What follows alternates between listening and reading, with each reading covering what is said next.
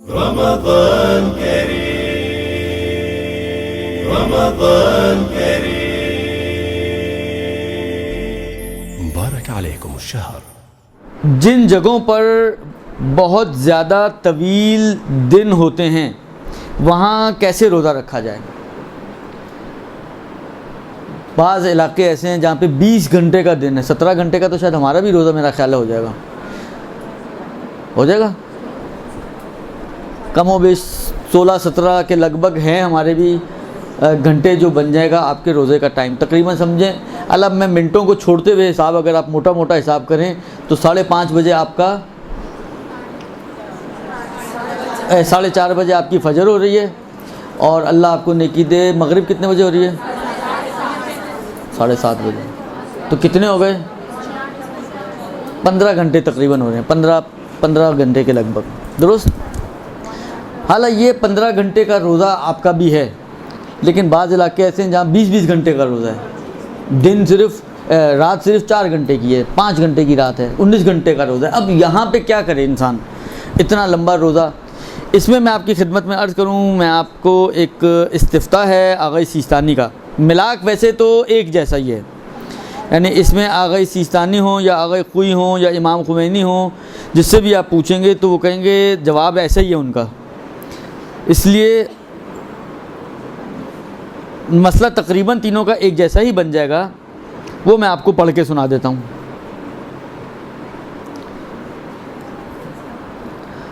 انہوں نے ایک سوال پوچھا ہوا ہے جس میں 3 حصے بنائے انہوں نے سوال کے.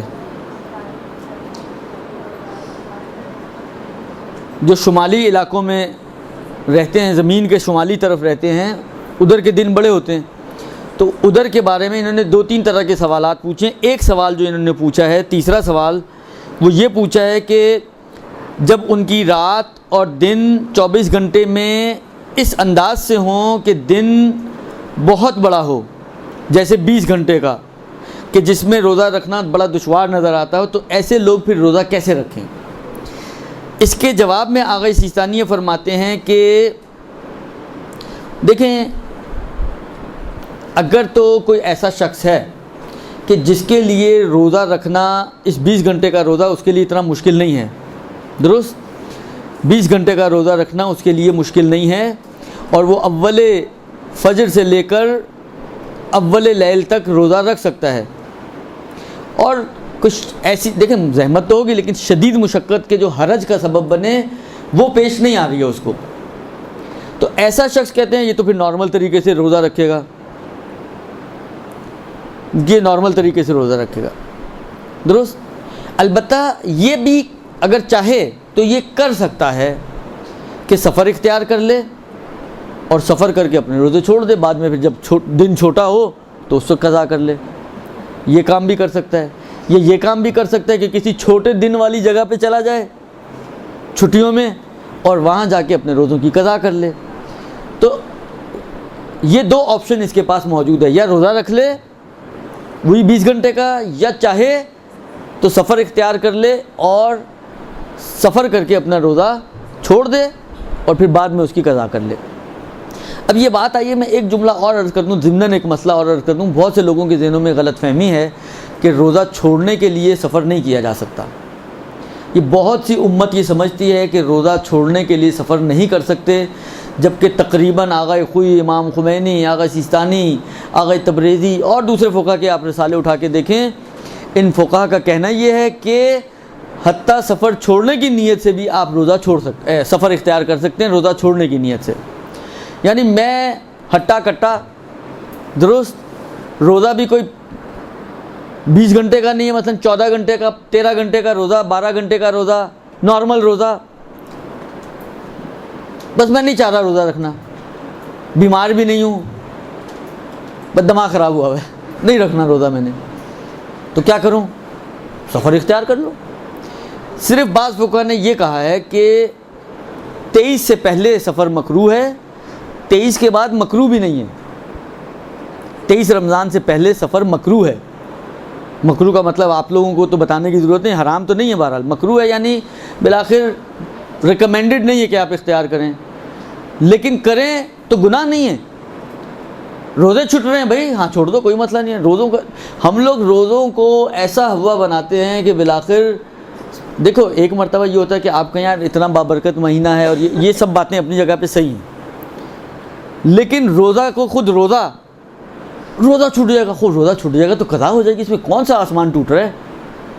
ہم روزوں کو اتنا بڑا ہوا بنا دیتے ہیں کہ پتہ نہیں کیا ہو جائے گا اگر روزہ چھوٹ جائے گا تو. لہٰذا شریعت کہتی ہے کہ آپ بلا عذر اور بغیر مجبوری کے بھی ارادے اور اختیار سے اگر سفر اختیار کرنا چاہیں، صرف نیت یہ ہو کہ روزے چھٹ جائیں آپ کے، آپ یہ کام کر سکتے ہیں. آپ یہ کام کر سکتے ہیں اور یہ جائز ہے. لہٰذا اس کے پاس انہوں نے خود آپشن دیا کہ یا روزہ رکھ لے، حالانکہ فرض انہوں نے یہ بتایا کہ اس کے لیے مشکل نہیں ہے، تو یہ یا روزہ رکھ لے یا سفر اختیار کر لے، اور بعد میں اس روزے کی ہاں جو سفر کی وجہ سے چھٹیں گے یہ ضروری ہے کہ بعد میں ان کی قضا کر لیا جائے. یہ تو ہو گیا ایک صورت. دوسری صورت فرماتے ہیں کہ اگر اس کے لیے روزہ رکھنا آسان نہ ہو، یعنی بہت ہی مشکل ہے اس کے لیے، تو فرماتے ہیں کہ پھر یا تو یہ بھی سفر کر لے، ایک آپشن تو اس کے پاس بھی ہے، یہ بھی سفر کر لے. تو روزہ دیکھیں اس میں کوئی گناہ بھی نہیں ہے، روزہ چھٹ گیا، بغیر گناہ کے روزہ چھٹ گیا آپ کے لیے، اور بعد میں اس کی قضا کر لے. دوسرا آپشن اس کے لیے یہ ہے کہ یہ روزہ رکھ لے. فرض یہ ہے کہ بہت مشکل ہے اس کے لیے روزہ رکھنا، لیکن رکھ لے. جس مرحلے پر یہ مشکل کا سامنا ہو، مطلب اب اتنی پیاس لگ رہی ہے کہ اب اس سے برداشت نہیں ہو رہا، یا اتنی شدید اب بھوک کی کیفیت طاری ہو گئی کہ اب اس سے قابل برداشت نہیں رہی اس کے لیے، تو کہتے ہیں وہاں پر یہ روزہ کھول لے. اس روزے کی قضا اس کو کرنی پڑے گی، اور جب روزہ کھولے گا تو صرف اتنے غذا اور کھانے اور پینے پر اکتفا کرے احتیاط کی بنا پر کہ جس سے اس کی مشکل ٹل جائے. جو بھوک اور پیاس کی شدت تھی جس کی وجہ سے یہ اپنے آپ کو پریشان سمجھ رہا تھا، اس کی یہ پریشانی وقتی طور پر ٹل جائے. اتنا کھانا یا پینا اس کو پھر اجازت مل جائے گی. البتہ اس کھانے اور پینے سے روزہ باطل ہو جائے گا ہاں، لیکن گنہگار نہیں ہوگا یہ شخص، اس لیے کہ مشکل میں پھنسنے کے بعد یہ کھول رہا ہے.